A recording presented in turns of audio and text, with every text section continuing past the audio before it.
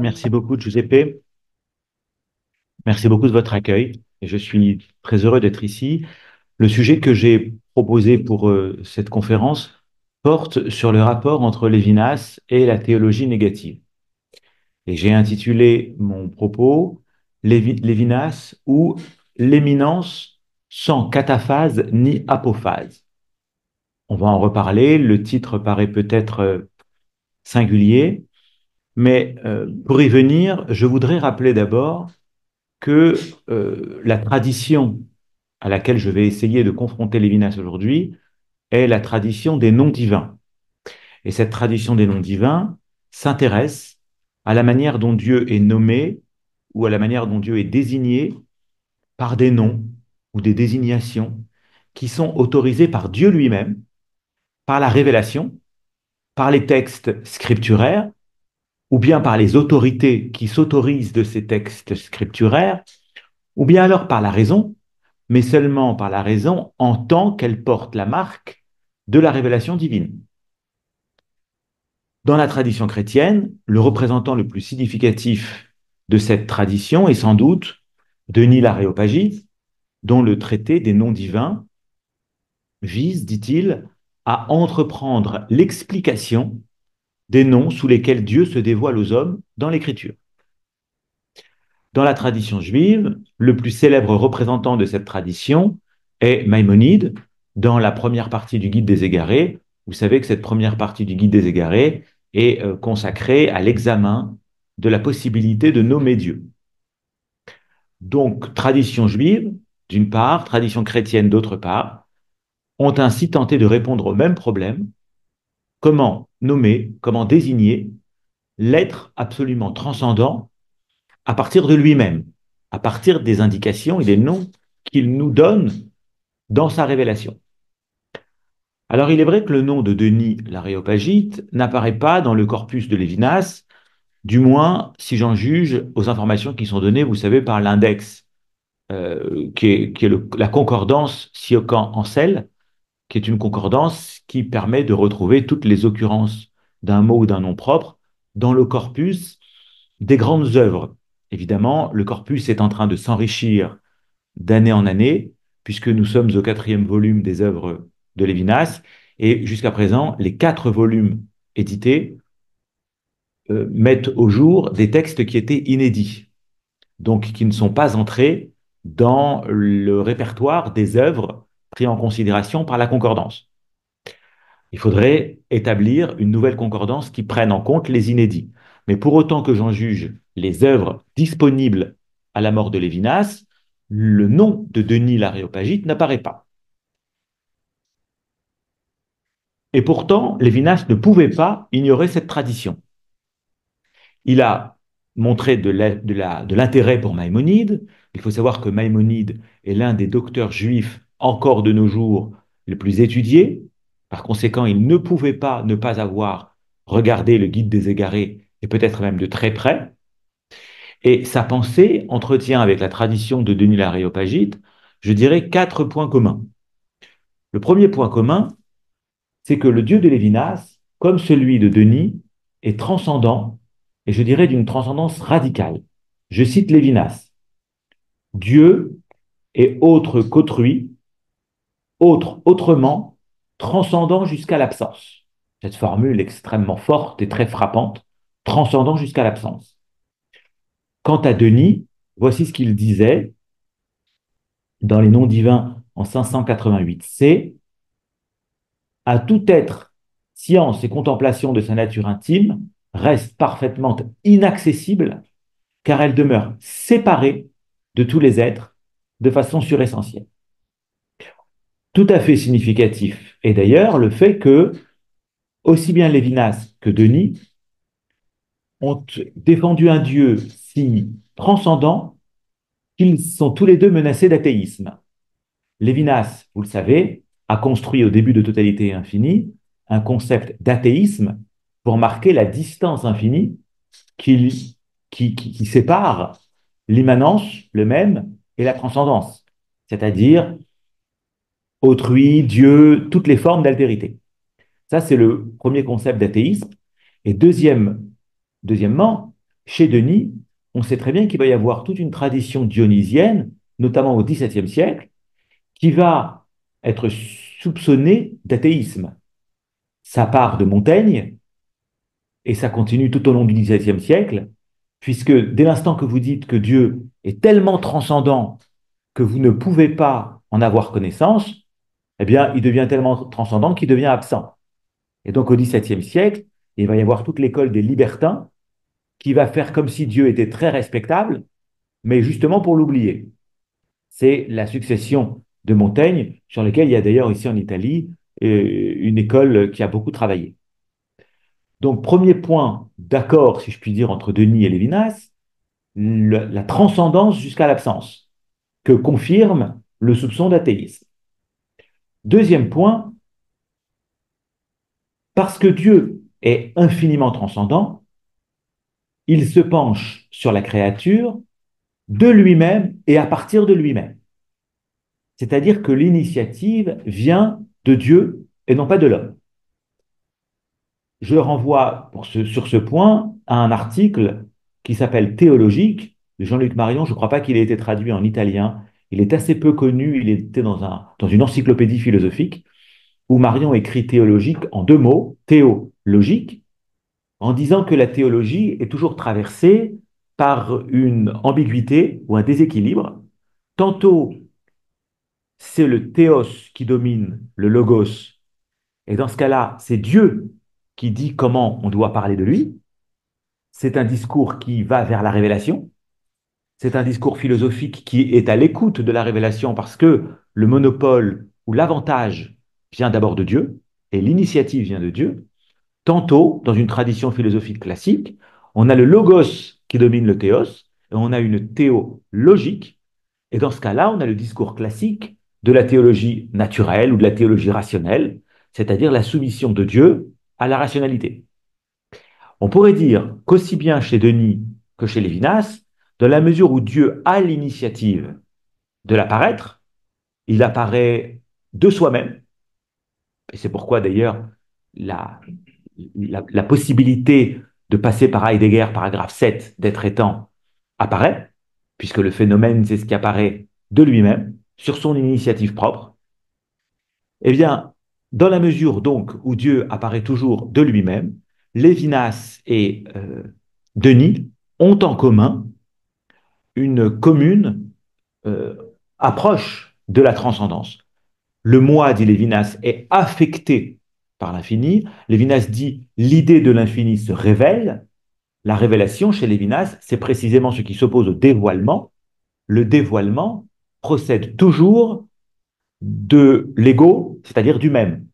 C'est l'opposition de Lévinas à Heidegger, n'est-ce pas? Le dévoilement heideggerien se fait sur l'initiative du Dasein. Et le Dasein dévoile. Et Lévinas de dire, au fond, le Dasein de Heidegger, ça n'est jamais qu'une figure de la subjectivité transcendantale. C'est-à-dire, le Dasein ouvre le monde. Au fond, est-ce que c'est autre chose qu'une subjectivité transcendantale? Et c'est ça le dévoilement. Et Lévinas propose d'opposer au dévoilement la révélation, c'est-à-dire quand Dieu se révèle de lui-même. D'ailleurs, comme dit le dernier livre de Marion, d'ailleurs la révélation, c'est-à-dire Dieu se révèle d'un ailleurs non, non anticipable. Je cite maintenant Denis, c'est la déité même qui, dans ses textes sacrés, a manifesté d'elle-même ce qui convenait à sa bonté. Donc c'est la déité qui se signale, qui se révèle, qui se dévoile et qui se manifeste. C'était le deuxième point commun. Le troisième point commun, c'est que chez l'un comme chez l'autre, on assiste à un refus d'un concept adéquat à Dieu, d'un concept qui serait apte à dire ou à qualifier Dieu, d'où le privilège chez l'un et chez l'autre qui est accordé à la non-connaissance de Dieu, à l'inconnaissance de Dieu.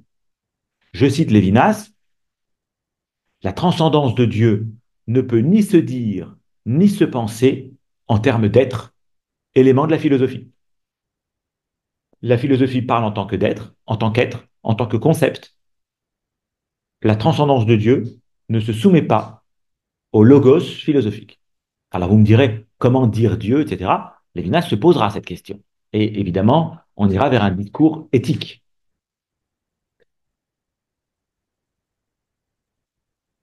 Denis, à son tour, disait déjà, c'est la connaissance la plus divine de Dieu que celle que l'on connaît par inconnaissance. Il n'est nul nom qui nomme la déité, ni raison qui la concerne, car elle demeure séparée dans l'inaccessible. Donc, troisième point commun, inconnaissance. Quatrième point commun, peut-être le plus apparent et le plus important, c'est que sans concept, Dieu est pour l'un comme pour l'autre au-delà de l'être.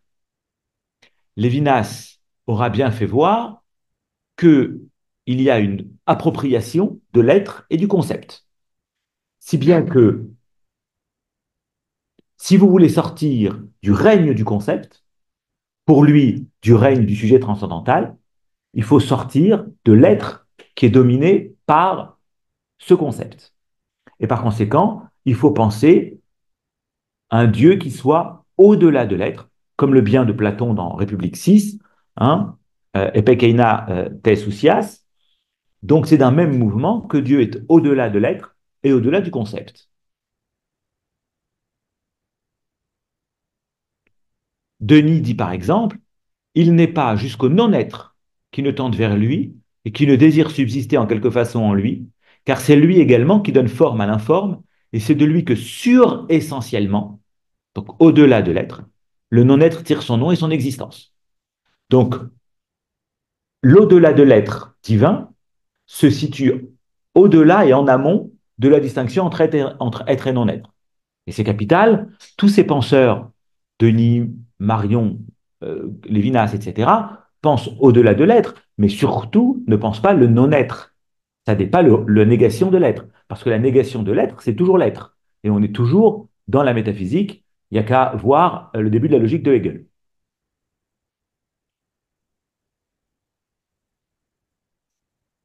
Si le non-être chez Denis désir est envers Dieu, c'est que Dieu n'est pas l'être, qu'il est au-delà de la différence de l'être et du non-être.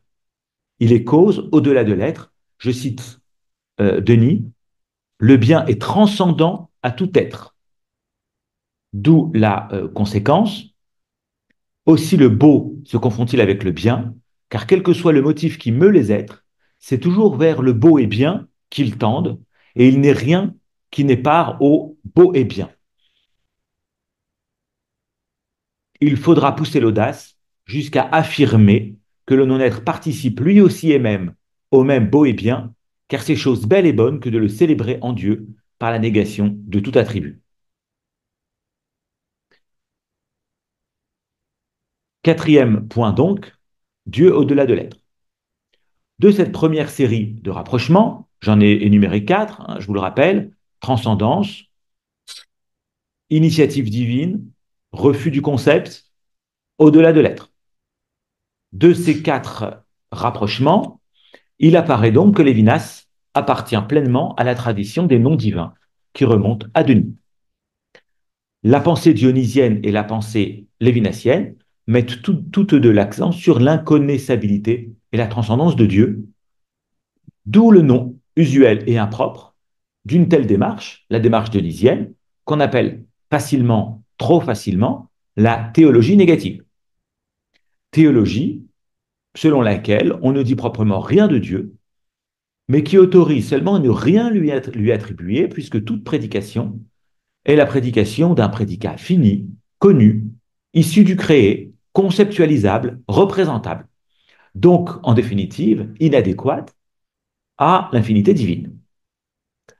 Pourtant, le rapprochement que je viens de faire est d'emblée contesté par Lévinas lui-même dans une note qu'il a ajoutée à l'édition du Temps et l'autre, une note de 1983, donc peu de temps avant sa mort. Le Temps et l'autre, vous le savez, c'est une conférence de 1947. Et je tiens cette conférence pour peut-être l'un des textes les plus importants de Lévinas. Je pense que si on comprend le Temps et l'autre, on a compris tout Lévinas, du début à la fin. Donc en 1983, Lévinas ajoute un petit, euh, un petit, une petite note et il dit toutes les négations. Écoutez bien, c'est fondamental. Toutes les négations intervenant dans la description de cette relation à l'infini ne se bornent pas au sens formel et logique de la négation, ne constituent pas, dit-il, une théologie négative. Ne constituent pas une théologie négative. Comment comprendre ce refus? La brutalité du refus lévinassien a incité Marion à voir ici une dénégation au sens psychanalytique du terme, c'est-à-dire je vous dis que je ne fais pas ce que je suis en train de faire. Lévinas n'aurait sans doute pas besoin de dire que ça n'est pas une théologie négative s'il n'était justement en train de faire une théologie négative. Il confirme nos soupçons en essayant d'avance d'y parer. De la même façon d'ailleurs, Derrida dira que la déconstruction n'est pas une théologie négative. Il y a toujours une manière, dit Marion, de dénégation dans cette déconstruction de la métaphysique. Je voudrais proposer une lecture plus thématique de cette question et ne pas m'en tenir à l'accusation marionienne de dénégation. Pour ce faire et pour essayer de comprendre pourquoi Lévinas refuse la théologie négative et pourquoi on ne peut pas se contenter de dire c'est une dénégation, je voudrais rappeler le sens exact de la théologie négative dans la tradition philosophique et dans la tradition théologique. Je voudrais souligner deux points. Le premier point, c'est qu'en tant que telle, la théologie négative n'existe pas. Ce qu'on appelle la théologie négative provient d'un titre, le titre du chapitre 5 du traité des noms divins. Et donc, ça n'apparaît jamais au singulier. De quoi s'agit-il? Il y a, dit Denis, des théologies positives et des théologies négatives. Autrement dit, et c'est mon premier point, il n'y a pas la théologie négative. Et ça me paraît fondamental. Je veux dire, si on veut traiter la question sérieusement, il faut se donner un concept historiquement sérieux de la théologie négative et donc refuser de désigner sommairement toute théologie qui pratiquerait d'une manière ou d'une autre le refus d'un concept, la connaissance par la via emotionis, comme celle de saint Thomas d'Aquin, etc., de théologie négative. La théologie négative devient une étiquette, à mon avis, inefficace pour mener les examens qui s'imposent avec leur précision requise. Pourquoi? Et c'est ma deuxième remarque. Il y a des théologies négatives, je le disais, parce que ces théologies s'inscrivent dans dans un parcours, dans une trajectoire, comme le moment négatif d'un parcours. Vous le savez, ce parcours est composé de trois temps. Et il faut vraiment entendre ces trois temps.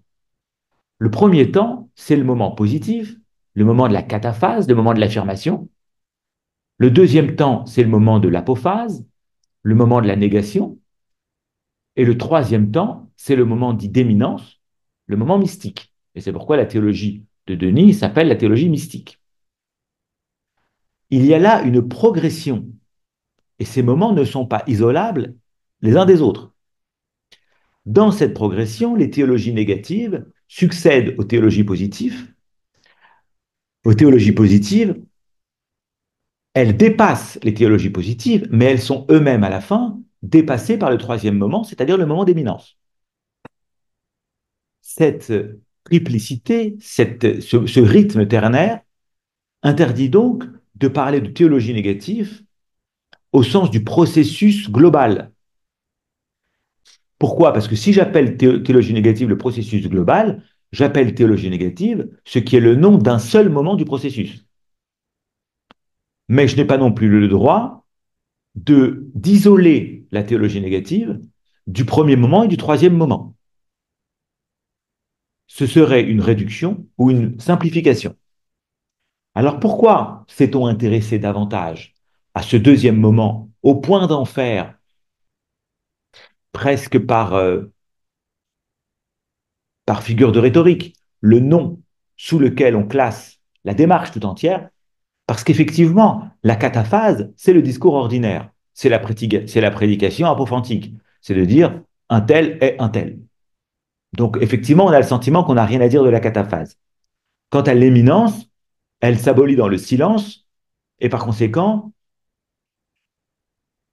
on n'a peut-être rien à dire non plus d'elle. Le moment qui est apparu dans l'histoire de la philosophie le plus paradoxal et donc le plus intéressant, c'est le moment négatif. Et par conséquent,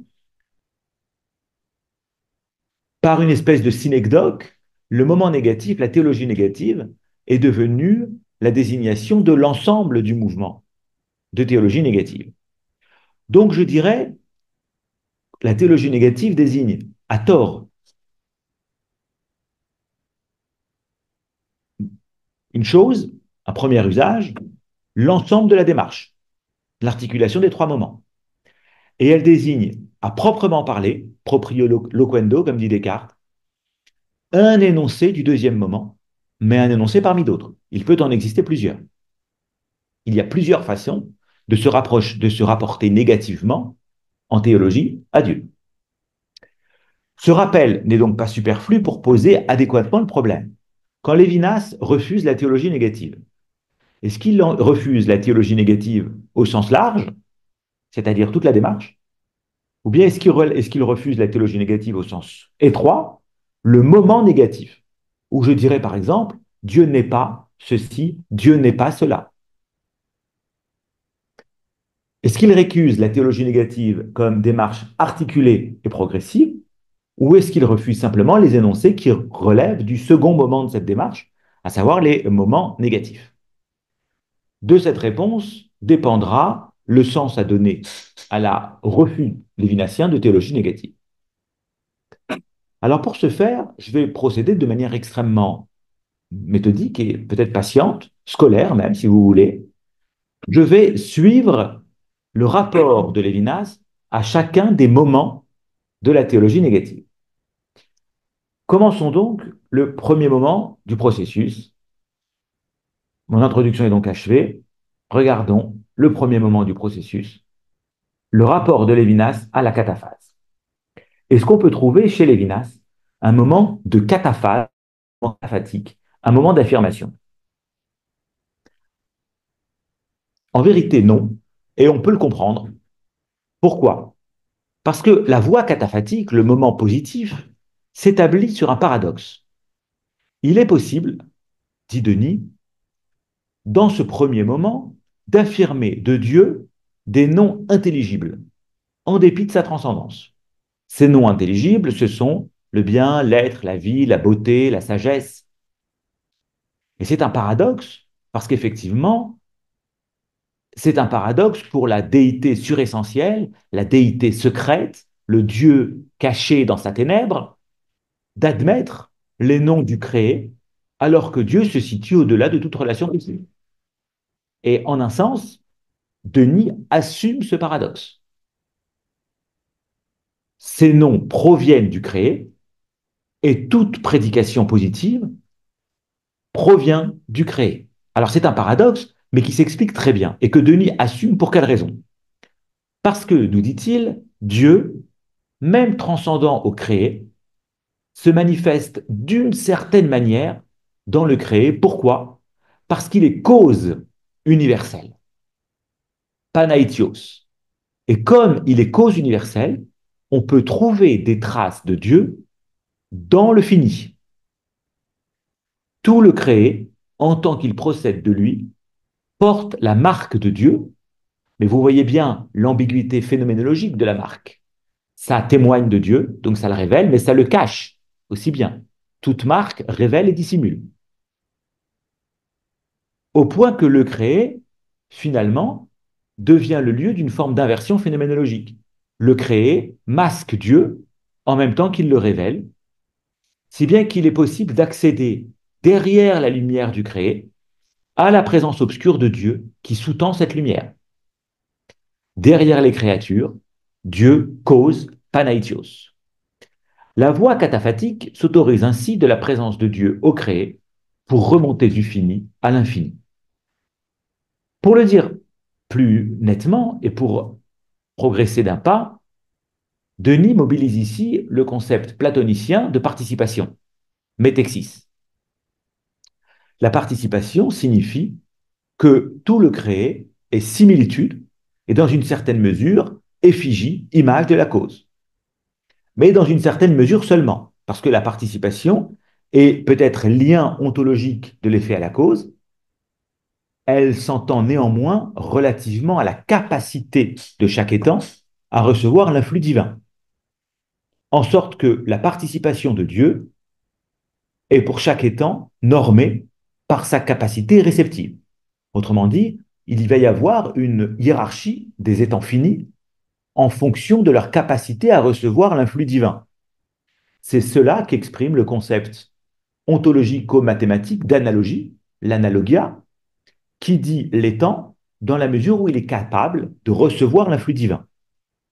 La déité se rend donc présente au créé, suivant une hiérarchie scalaire des degrés de participation, qui constitue une hiérarchie des analogies elles-mêmes.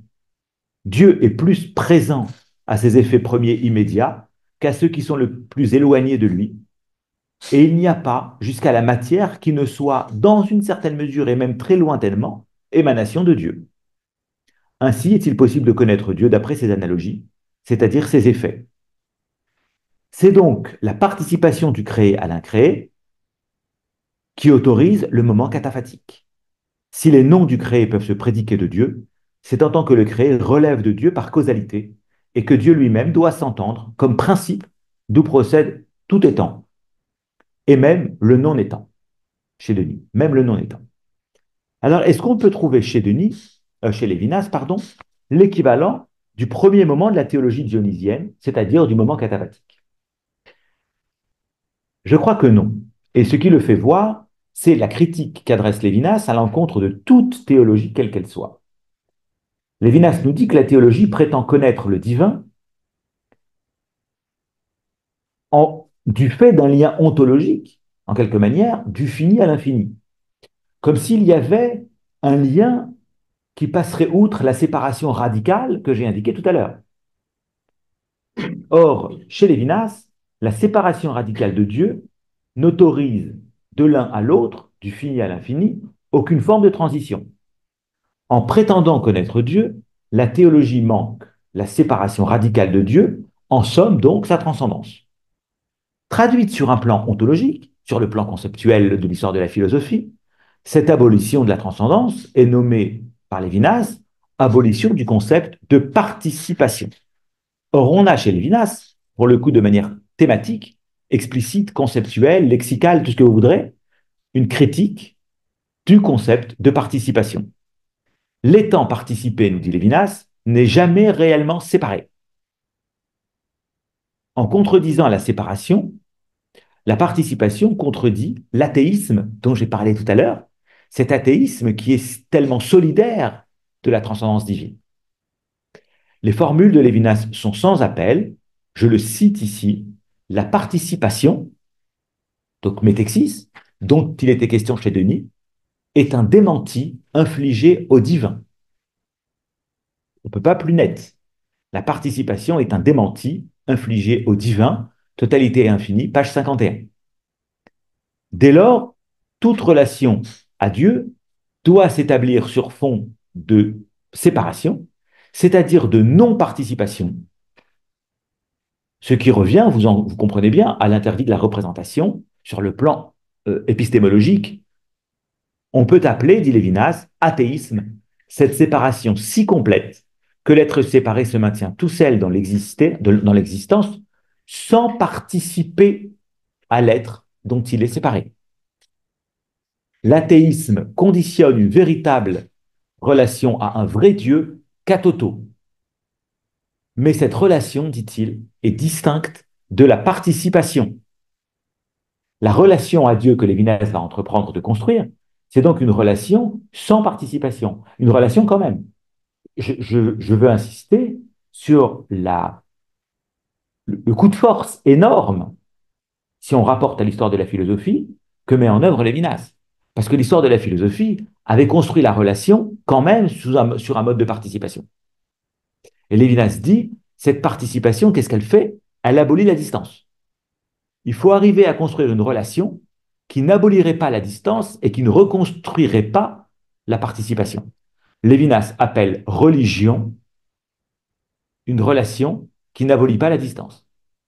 Donc Lévinas appelle religion une relation à la transcendance sans participation. Voilà pourquoi cette critique de la participation va très loin puisqu'elle entraîne dans sa chute la critique des théologies rationnelles, le Dieu des philosophes et des savants. On comprend très bien pourquoi. Le Dieu des philosophes et des savants, c'est un Dieu qui est construit à partir de la conceptualité finie d'un ego fini. Pascal avait déjà dit l'essentiel. Mais cette critique entraîne aussi dans sa chute le Dieu d'Abraham, d'Isaac et de Jacob. Et ça, c'est fondamental. C'est un texte qui s'appelle le Dieu et la philosophie, dans De Dieu qui vient à l'idée. Lévinas dit qu'il rejette non seulement le Dieu des philosophes et des savants, mais aussi le Dieu d'Abraham, d'Isaac et de Jacob. Pourquoi? Parce que le Dieu d'Abraham, d'Isaac et de Jacob est aussi un Dieu qui est conçu comme un étang, par conséquent, qui entretient avec les autres étangs, et l'homme notamment, une relation de participation. Et donc, penser le véritable lien religieux, la religion, c'est refuser cette participation à laquelle, en quelque manière, le Dieu d'Abraham, d'Isaac et de Jacob est déjà commis, est déjà contaminé. Voilà pourquoi la théologie cataphatique, appuyée sur la participation, contredit la transcendance divine, et voilà pourquoi Lévinas propose la religion comme réponse au moment cataphatique. Alors, on pourrait faire droit à une objection. Denis le rappelle très bien dans les noms divins, toute ressemblance avec Dieu est travaillée par une plus grande dissemblance. Et Dieu se confond si peu avec les émanations de Dieu qu'il faudrait dire, et le paradoxe est très fort, que Dieu est peut-être participable, selon Denis. Dieu peut être participé, mais il est encore plus imparticipable que participable. Alors, vous le voyez, vous le savez, ce déséquilibre a été repris dans le quatrième concile de Latran. Je cite le quatrième concile de Latran, cette déclaration très fameuse, Inter creatorem et creaturam, entre le créateur et la créature. Je traduis, mais parce qu'en France, on traduit le latin. Pour les Italiens, ce n'est pas toujours nécessaire. Mais les Français en ont besoin. Inter creatorem et creaturam, entre le créateur et la créature, non potest tanta similitudo notari, on doit noter non une similitude qui soit pas si grande, quintereos major sit dim similitudo notenda, qu'ils ne doivent être notés une plus grande dissimilitude encore. Donc, le paradoxe de cette déclaration du Concile, qui reprend exactement Denis, c'est que toute relation de similitude ou de participation avérée, incontestable, est compensée par une relation plus grande encore de non-participation et de dissimilitude. Mais ce qui est très fort, c'est que cette relation de non-participation, elle n'abolit pas, elle ne détruit pas la relation de participation. Elle la maintient et elle la rééquilibre, elle la désarticule. Et il faut tenir les deux. Denis ne prétend donc pas par la voie cataphatique énoncer l'essence de Dieu. Au contraire, ce que révèle selon lui la théologie cataphatique, ce n'est pas Dieu tel qu'il est en lui-même, katoto, mais tel qu'il est pour nous, katemas, c'est-à-dire à travers ses œuvres, puisque Dieu apparaît à travers ses analogies.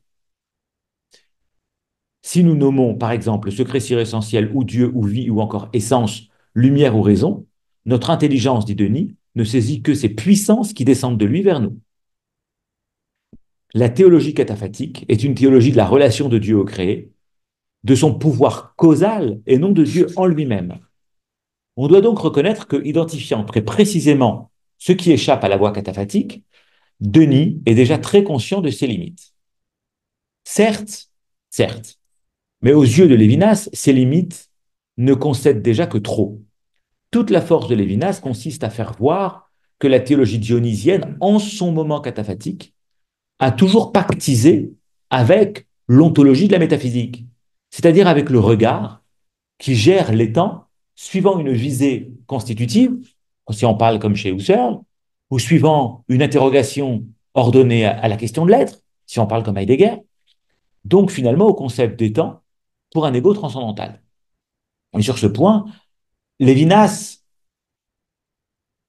jette un regard très synoptique sur l'histoire de la philosophie et soutient que même Heidegger doit être reconduit à ce qu'il critique, c'est-à-dire à une constitution transcendantale.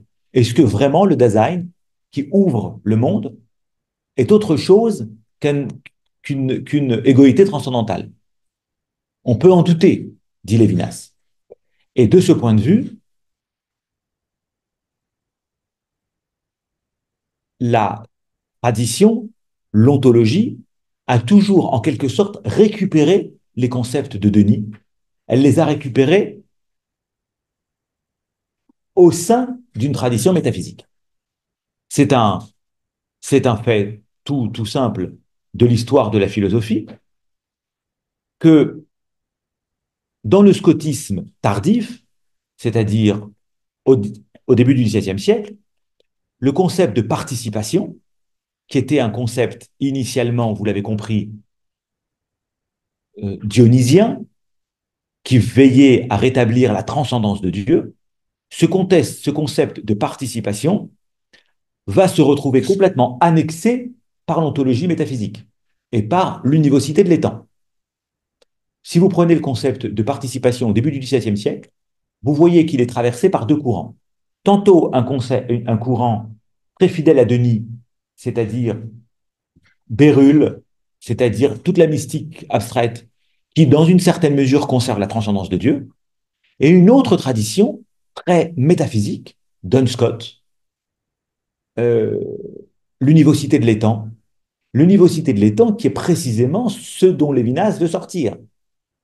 Parce que l'univocité de l'étang, c'est pour lui quelque chose d'analogue à l'ilia, c'est-à-dire à l'être univoque. Et je vous rappelle que Lévinas veut d'abord sortir de l'être univoque. L'être, c'est le mal. L'être, c'est le mal parce que c'est infini. Donc, ce concept de participation, Denis a beau dire non, non, rassurez-vous, ça n'est pas une manière d'abolir la transcendance de Dieu, parce qu'il doit être rapporté, rééquilibré par la distance avec Dieu. Il n'empêche que ce concept de participation était devenu un concept fondamental de l'ontologie dont Lévinas veut sortir. Et si vous rapportez Lévinas à sa position dans l'histoire de la philosophie, vous comprenez très bien alors, et c'est ma deuxième remarque sur ce point, pourquoi il valorise tellement Descartes.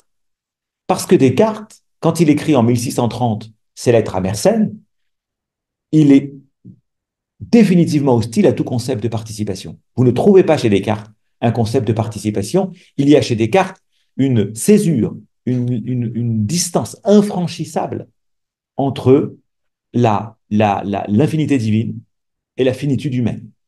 Et c'est la création des vérités éternelles que vous connaissez, que Descartes énonce en 1630. Or, quand Descartes énonce la création des vérités éternelles, il refuse radicalement la participation et l'émanation. Qui va accepter l'émanation? Qui va accepter la participation? Participation et émanation ensemble? Spinoza. Spinoza qui va, en quelque manière, refermer la parenthèse ouverte par Descartes. Descartes avait introduit une scission radicale entre le fini et l'infini. Spinoza va naturellement refermer cette scission et va redonner ses lettres de noblesse au concept de participation et d'émanation. Et l'on comprend pourquoi Lévinas lutte contre le concept spinoziste de conatus, n'est-ce pas, qui est une manière pour Spinoza de rapporter toujours le fini à l'infini, de l'inscrire au sein de la dynamique de l'être. Bref, il n'est pas possible pour Spinoza de valider, pour Lévinas, pardon, de valider le moment cataphatique. Est-ce qu'il est possible de valider le moment apophatique? En quoi ce moment apophatique consiste-t-il? Il consiste à partir du créé pour dépouiller progressivement le créé jusqu'à aboutir à l'infini qui est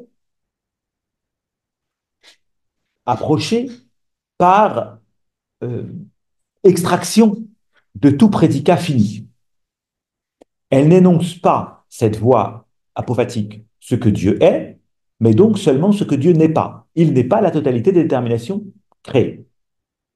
Alors évidemment, on pourrait croire, et on l'a fait du reste, que l'apophase est plus favorable à la transcendance divine, puisqu'elle consiste à marquer un écart entre Dieu et le créé, justement en refusant que Dieu se lise trop immédiatement à partir du créé. Au contraire, si vous voulez remonter du créé à l'incréé, il va falloir nier, dépouiller le créé de ses déterminations.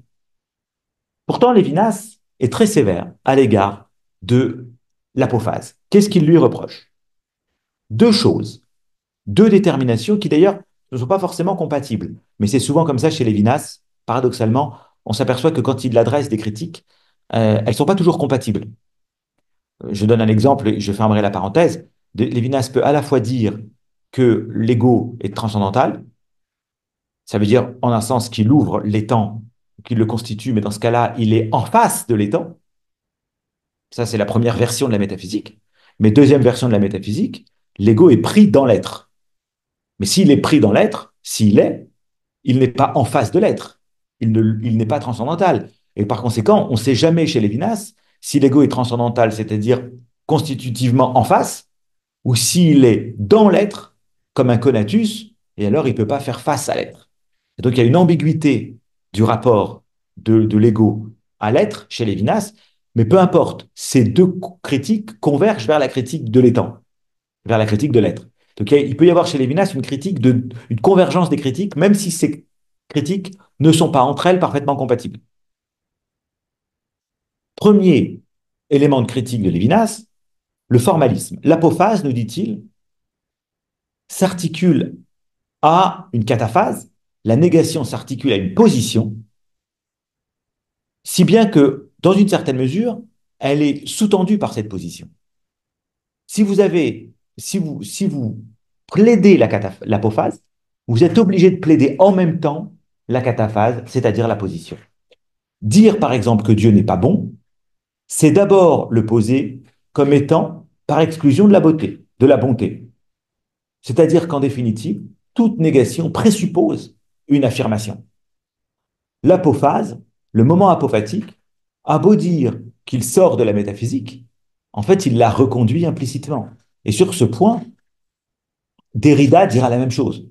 C'est-à-dire, euh, l'apophase prétend sortir de la métaphysique ou de l'ontologie, mais au fond, est-ce qu'on est vraiment sorti de la métaphysique? Je cite ici le temps et l'autre.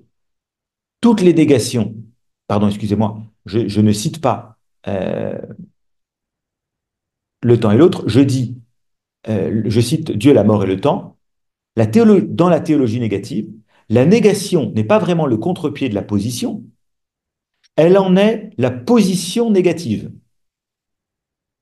La position négative. Alors, il faudrait aussi expliquer le rapport de Lévinas à Fichte, peut-être, mais je le ferai pas aujourd'hui.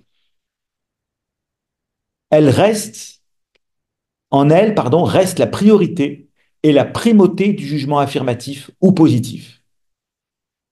Donc, la position négative, ou plutôt la négation de position, est une position de négation et donc toujours une position. La négation, dit-il, qui prétend refuser l'être, est encore dans son opposition une position qui repose sur la terre et qui se repose sur elle. Donc la théologie apophatique n'est pas la négation d'une position, elle est la position d'une négation. Et cette position de négation est toujours, d'une manière ou d'une autre, une cataphase. Donc l'apophase est réduite à la cataphase. Et donc, sur ce point, formellement, on ne peut pas défendre la théologie apophatique. Deuxième argument, la négation, en se contentant d'ôter les déterminations du créé, ne fait pas droit, et là l'argument est plus phénoménologique, à la positivité de l'infini, c'est-à-dire à sa positivité phénoménologique. Puisque finalement, une fois que vous avez dépouillé le transcendant de toutes les déterminations créées. Vous aboutissez à quoi? À un grand néant, soit à une position de négation, enfin pardon, soit une position de négation, oui, soit, ça c'était le premier argument, soit même une négation de toute position, c'est-à-dire à un rien, à un indéterminé. Et phénoménologiquement, cet indéterminé est totalement incompatible avec la manière dont la transcendance nous apparaît. Parce que quand le visage d'autrui m'apparaît, il m'apparaît dans sa positivité. Hein, je vous rappelle, positivité et transcendance, ou positivité et intelligibilité. Chez Lévinas, le visage est intelligible. Il signifie quelque chose. Et donc, refuser la, l'apophase revient pour Lévinas à affirmer l'intelligibilité de l'apparaître de la transcendance, sur laquelle il faut insister.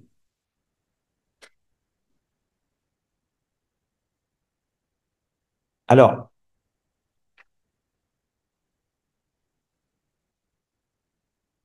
on devrait examiner le rapport de Lévinas à la lettre des textes de la tradition dionysienne. Je me demande si j'ai le temps de le faire. J'ai jusqu'à quelle heure avant les questions? Vous avez le temps, je dirais encore, on peut faire 20 minutes. Encore 20 minutes, parce que j'ai le troisième moment aussi, donc je voudrais maintenir la possibilité de tout dire.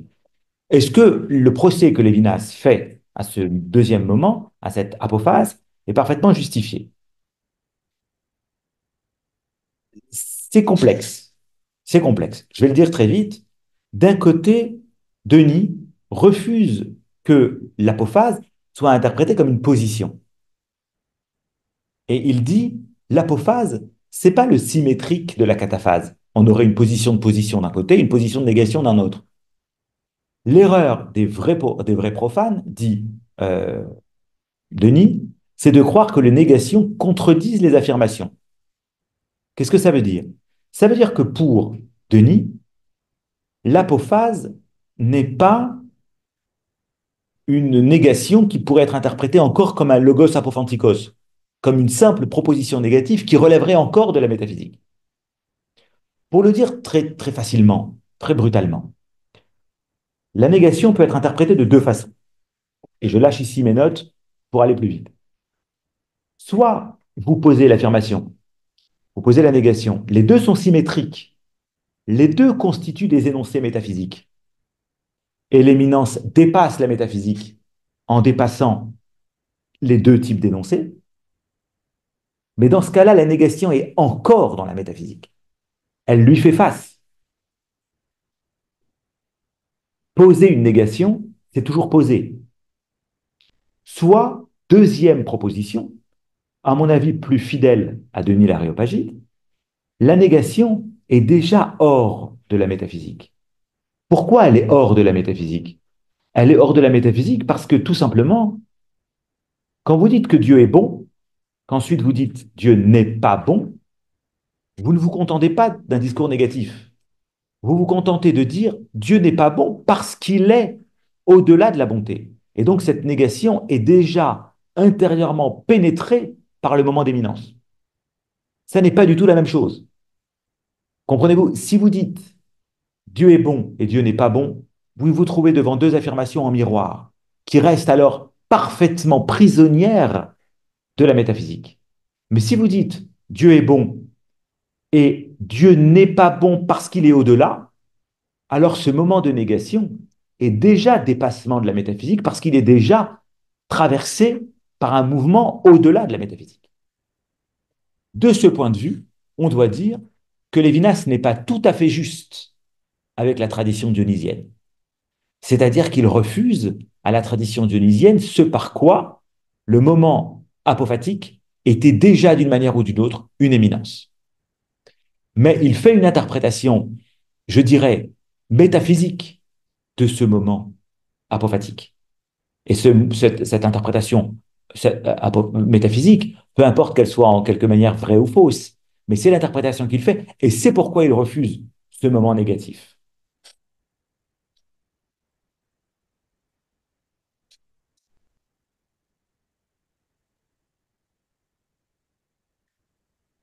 Si vous prenez un auteur que vous connaissez peut-être mieux, Marion dira exactement la même chose que Lévinas, et très étrangement, en croyant être plus juste avec Denis, qu'il connaît bien, il est peut-être très injuste. Je le cite.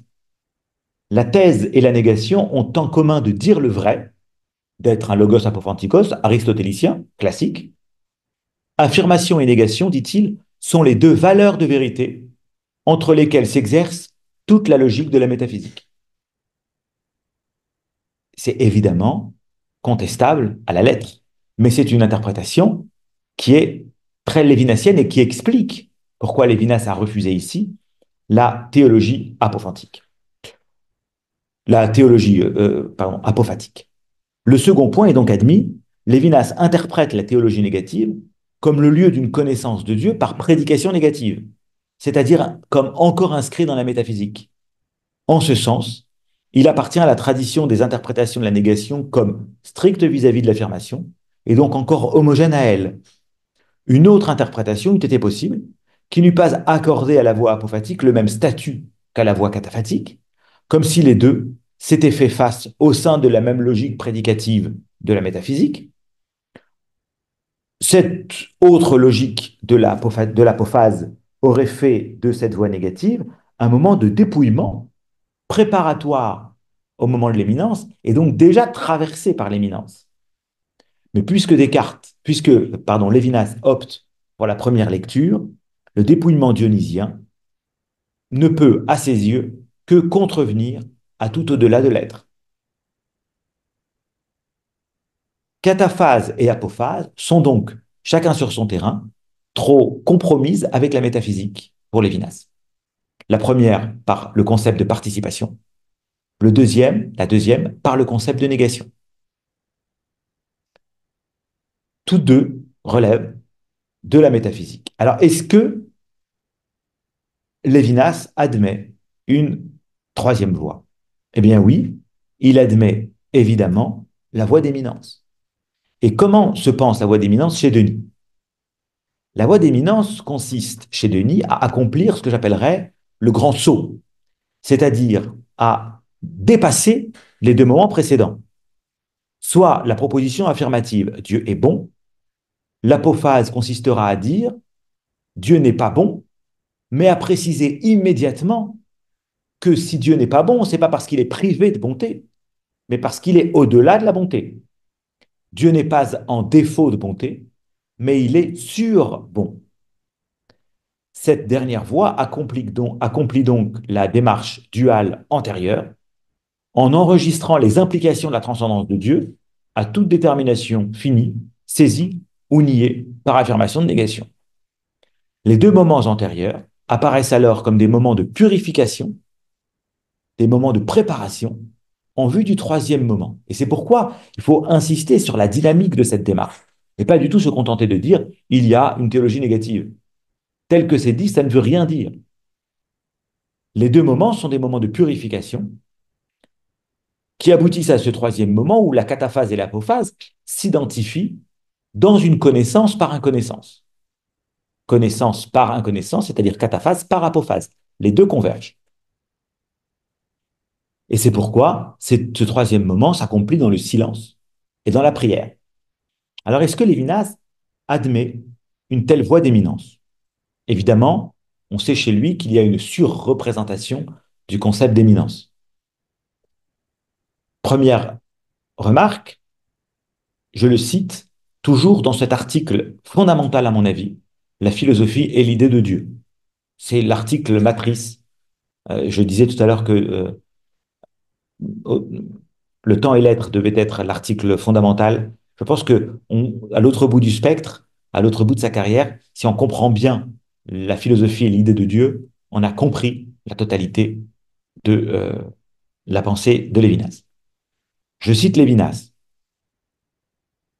C'est un peu long, pardonnez-moi, mais peut-être que je vais commenter le texte en le lisant. La théologie rationnelle, foncièrement ontologique, s'efforce à faire droit dans le domaine de l'être à la transcendance, en l'exprimant par des adverbes de hauteur appliqués au verbe être. Dieu existerait éminemment ou par excellence. classique. La théologie rationnelle, qu'est-ce qu'elle dit? Elle dit que Dieu est le summum bonum, le summum ens. Si vous faites de la théologie naturelle ou rationnelle dans la grande tradition, qu'il s'agisse de Descartes, l'étant suprême, l'étant suprêmement parfait. Évidemment que derrière, il y a la pensée de la conférence de Heidegger, Identité et différence. Dans l'ontothéologie, Dieu est toujours étant suprême. Pourquoi? Parce qu'il est celui qui exerce le plus suprêmement le sens de l'étant. Donc, c'est ça l'ontothéologie, c'est que vous avez un étant univoque. Dans cet étant univoque, vous avez une fondation de cet étant univoque, de l'être univoque, par l'être qui en lui-même exerce au plus haut point cette détermination de l'étant. Bon. Donc ça, c'est classique, et c'est pourquoi l'étant suprême est en vérité suprêmement étant. Donc là-dessus, Lévinas dit, la transcendance en métaphysique a toujours été exprimée par cet adjectif, suprême. Mais, dit-il, la hauteur, ou la hauteur au-dessus de toute hauteur, qui s'exprime ainsi, relève-t-elle de l'ontologie? Il va prendre ici, en vérité, la métaphysique à son piège. Si vous dites suprêmement étant, est-ce que vous dites simplement qu'il y a un redoublement du sens de l'étant au sein de l'étant? Ou est-ce que, au moins par l'adjectif, au moins par l'adverbe, vous allez suggérer quelque chose comme un mouvement de dépassement? Il y a là quelque chose que Lévinas essaye de lire à même la métaphysique. La modalité de l'adverbe, empruntée à la dimension du ciel étendue au-dessus de nos têtes, vous remarquez Kant derrière tout ça, ne régit-elle pas le sens verbal du verbe être, au point de l'exclure du pensable, au point de l'exclure de l'essai, c'est-à-dire de ce qui se montre sensé dans un thème? Autrement dit, maintenant je prends de la distance, ce qu'essaye de montrer Lévinas, c'est que dans la métaphysique classique, telle qu'elle se laisse formaliser, y compris par Heidegger dans l'ontothéologie, c'est-à-dire dans Identité et différence, le concept de fondation de l'étant par l'être et de l'être par l'étant, et d'un étant suprême qui redouble le sens de l'être, dans l'ontothéologie, la voie d'éminence apparaît toujours. Elle apparaît discrètement, elle apparaît en secret, elle apparaît, elle affleure. Et elle affleure par des adverbes ou des adjectifs. Summum ens, ou bien chez Suarez, ens summe perfectum, l'être suprêmement parfait, l'être souverainement parfait, Malebranche.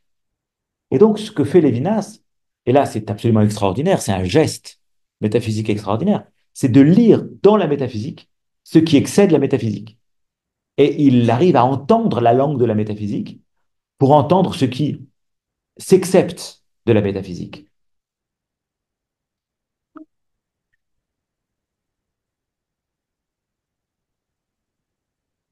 Si vous dites étant suprême, summum ens, vous pouvez dire que l'excellence, summum, signifie que cet étant se soumet au plus haut point à l'être.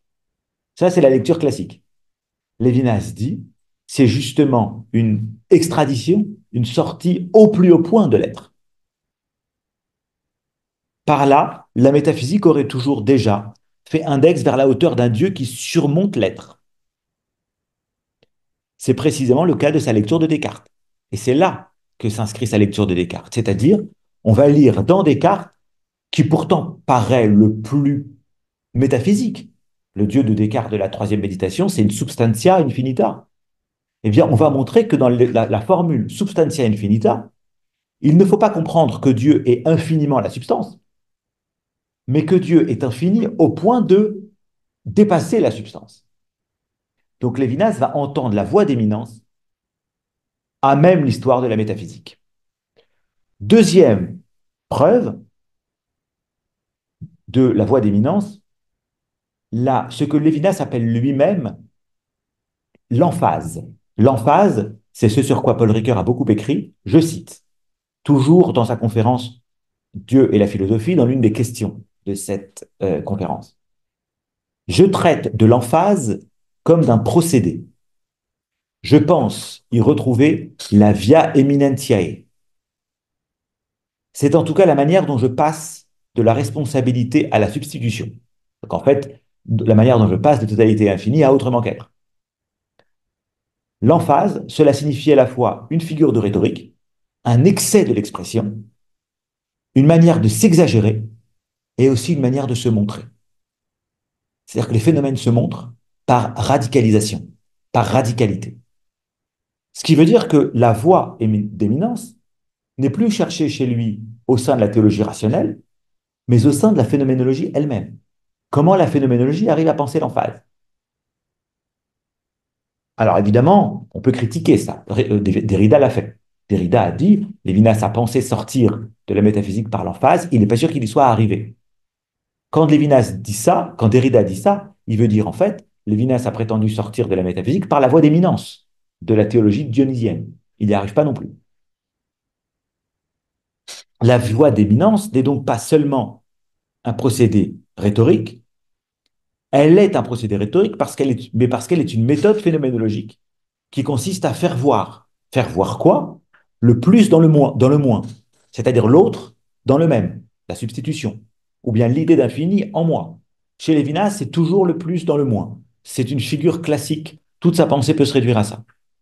L'autre dans le même, c'est la substitution d'autrement qu'être. L'autre dans le même, c'est aussi l'infini en moi, l'infini dans le fini, de totalité et infini. La formule est toujours la même, c'est en quelque manière une espèce d'emphase qui se décline sous des figures différentes.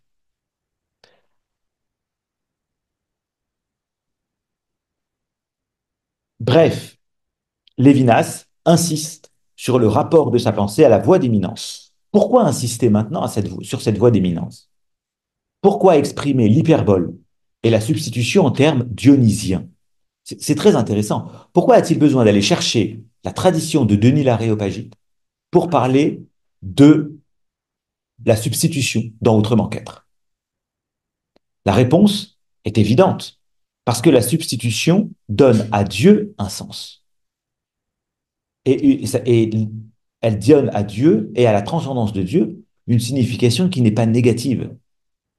Elle donne à Dieu une intelligibilité. C'est celle précisément de l'ouverture de la signification. Cette ouverture de la signification, la théologie rationnelle ne faisait que l'indiquer. Elle en était en quelque manière pas consciente, quoi qu'elle l'apportât en elle-même. C'est à partir de la situation éthique que se révèle, dit Lévinas, l'éminence de Dieu, donc aussi la signification positive et intelligible de la transcendance divine. Trois éléments qui accréditent la convergence de Lévinas à la troisième voie de Denis, à l'éminence. Pas simplement à ses déclarations, mais trois éléments. L'expérience elle-même, de même que le face-à-face avec autrui est exposition à autrui, dit Lévinas, c'est-à-dire responsabilité pour autrui. De même, la voie d'éminence est autre chose chez Denis qu'une simple connaissance thématique, qu'un simple logos apophantique. Le dernier moment dionysien et la responsabilité lévinassienne ont en commun d'être autre chose qu'un moment théorique, d'être autre chose qu'un moment de connaissance rationnelle. Deuxième élément, dans les deux cas, l'expérience que fait le sujet, le même, le moi, c'est une expérience de vide. Chez Denis, c'est une manière d'extase. Alors évidemment, l'évidence est hostile à l'extase. Mais enfin, c'est une manière de se dégager, de se déprendre de tout, de se dépouiller de tout en soi. Chez Lévinas, c'est la substitution qui équivaut, dit-il, à une énucléation de soi. C'est-à-dire que le noyau en soi est vidé. On retrouve la même figure. Et troisièmement, dans les deux cas, c'est l'expérience de l'origine même de la signification. Il est trop difficile de rentrer sur ce point chez Denis, mais chez Lévinas, vous voyez très bien qu'à partir du moment où s'ouvre le visage d'autrui, ce qui est ouvert ici, c'est l'archi-parole, la parole à partir de laquelle quelque chose comme une parole peut avoir du sens. C'est pour ça que le visage est l'ouverture de la signification au-delà du langage. Ça n'est pas un énoncé, le visage. C'est la possibilité même de parler. C'est ce qu'il appelle le dire. Évidemment, à partir du moment où vous répondez au dire, vous figez ce dire dans un dit, dans des paroles, dans des propositions. Mais toute proposition, en vérité, se détache sur fond d'un dire antérieur qui n'est jamais une proposition énoncée. C'est pourquoi il faut toujours faire l'effort de remonter du dit au dire et en même temps reconnaître qu'il n'y a pas de dire qui ne soit un dit.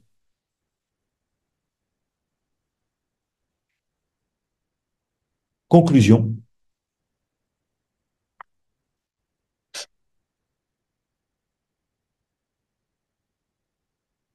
on comprend maintenant le refus assumé de Lévinas de toute théologie négative. Entendu au sens étroit, c'est-à-dire du moment négatif, le moment apophatique. Lévinas ne peut pas admettre qu'autrui soit, que l'infini, que Dieu, soit approché par dépouillement des prédications finies.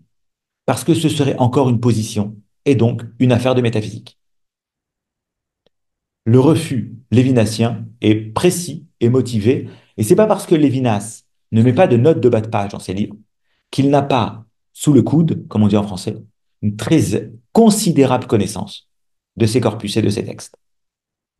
Donc, même les exégètes les plus autorisés, Derrida, Marion et d'autres, n'ont pas fait droit à ce que le refus lévinassien de la théologie négative pouvait avoir de subtil et d'historiquement renseigné.